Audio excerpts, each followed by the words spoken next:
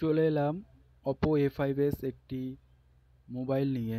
মোবাইলটির সমস্যা charging pin, battery, body এবং facial change হবে। কাজটি শুরু করা যাক। ভিডিওটা অনেক লং, এই জন্য আমি ভিডিওর স্পিডটা একটু বাড়িয়ে দিয়েছি। কাজটি করতে করতে টুইজার দিয়ে কখনোই কোনো কিছু খোলাটা উচিত নয়, কেননা ব্যাটারির যে পয়েন্ট থাকে সেটা শর্ট হয়ে যেতে পারে, নষ্ট হয়ে যেতে পারে, পাতটা কেটে যেতে পারে। সেগুলো ঠিক নয় যে টুইজার দিয়ে ওগুলো ওপেন করা হোক, যেহেতু সেক্ষেত্রে নখ বা অন্য কিছু বলতে যেমন 2WL এর একটি ওপেনার আছে, সেটি দিয়েও খোলা যায়। দেখুন, এর আগে ভাইটি ডিসপ্লে লাগিয়েছিল একটা দোকান থেকে, কোনো এক দোকান থেকে হয়তো, বাট ডিসপ্লের ব্যাটারির পেপারের উপর থেকে কে ভাই ডিসপ্লের পাতাটা তোলে? এই করে তো ব্যাটারিটা তুলতে গেলে ডিসপ্লের পাতাটা তো কেটে যাবে।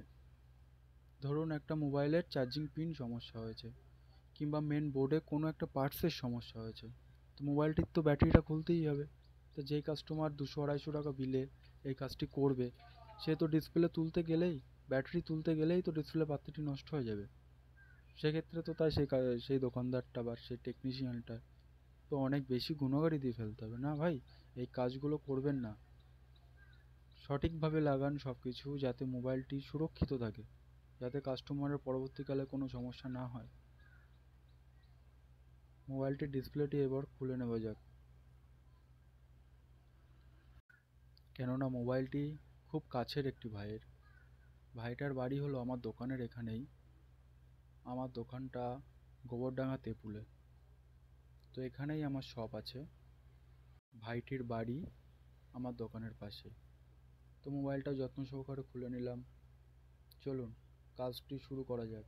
পুরো মডিফাই করে ফোনটি আপনাদের সামনে আমি নিয়ে আসছি, শুধু দেখতে থাকুন।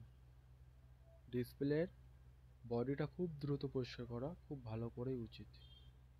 দেখুন মোবাইলটা জাস্ট অসাম লুক হয়েছে, পুরোপুরি রেডি।